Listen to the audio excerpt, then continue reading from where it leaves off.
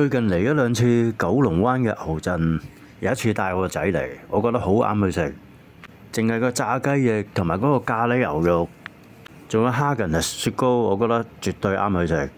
發覺到兩次佢嘅雪糕都有改變，有一次係夏威夷果仁，有一次就係藍莓。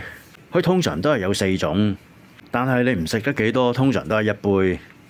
佢隔離有間專門店都賣成40-50一杯。再加埋呢啲火鍋料，真係抵啊！係99蚊。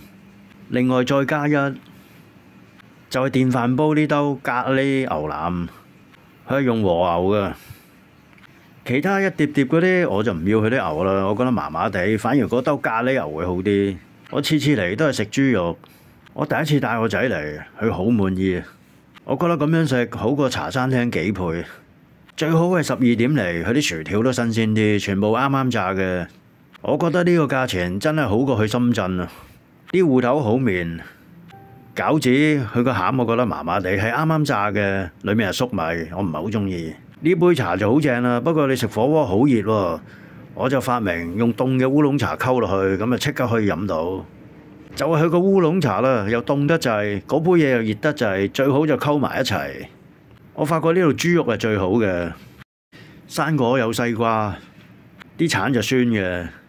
我最欣賞就係呢杯藍莓，仲有夏威夷果仁同埋佢啲雞翼。我覺得豬肉絕對好過啲牛啊！呢堆飲料裏面比較少化學嘢嘅就係烏龍茶。呢間嘢都好多人幫襯，中午真係好抵啊！有一餐嗱就係有牛筋添啊！牛筋佢唔係成日有。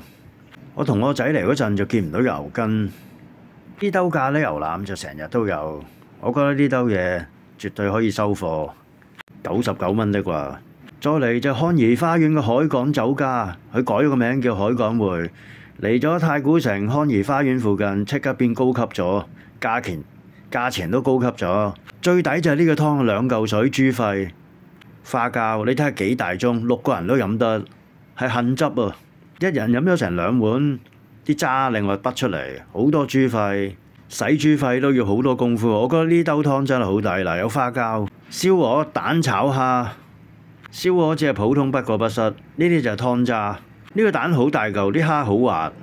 佢放咗黑松露，燒鵝啲豆好正。呢兜係齋嚟㗎，呢兜就啫啫雞。咁樣埋單1111，4個人，1人280。